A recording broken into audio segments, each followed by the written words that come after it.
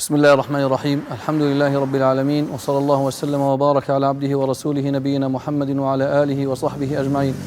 حامد عبد السلام صوفلجين، عضو لجنة الطوارئ بحملة يدا بيد لإغاثة أهلنا في المدن المتضررة بشرق الليبي. إنه نظرا للظروف التي يمر بها أهلنا في المنطقة الشرقية جراء الإعصار الذي ضرب شرق البلاد وما نتج عنه من أضرار، قام السيد رئيس مجلس إدارة صندوق الزكاة الشيخ حمزة علي أبو جناح بتشكيل لجنة طوارئ، وذلك للتواصل مع جميع مكاتب صندوق الزكاة بالمناطق من أجل إطلاق حملة تحت شعار يدا بيد لدعم إخوتنا المتضررين في شرق البلاد.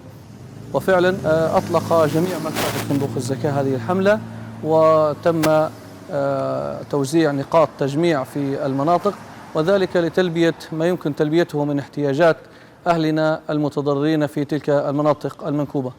وإننا في هذه السانحة ندعو جميع الشركات ورجال الأعمال ورؤوس الأموال إلى التعاون مع صندوق الزكاة الليبي في توفير متطلبات إخواننا في الشرق الليبي. وإننا بحمد الله عز وجل ما زالت هذه الحملة مستمرة، وحتى يشاء الله عز وجل ويرفع هذه المحنة عن إخواننا المتضررين في شرق البلاد. نسأل الله عز وجل أن يتقبل موتهم من الشهداء، وأن يشفي مرضاهم، وأن يعيد مفقودهم إلى ذويه، إنه ولي ذلك والقادر عليه. وصلى الله وسلم وبارك على عبده ورسوله نبينا محمد وعلى آله وصحبه أجمعين. صندوق الزكاة الليبي. صندوق الزكاة، حلقة الوصل بينك وبين الفقير.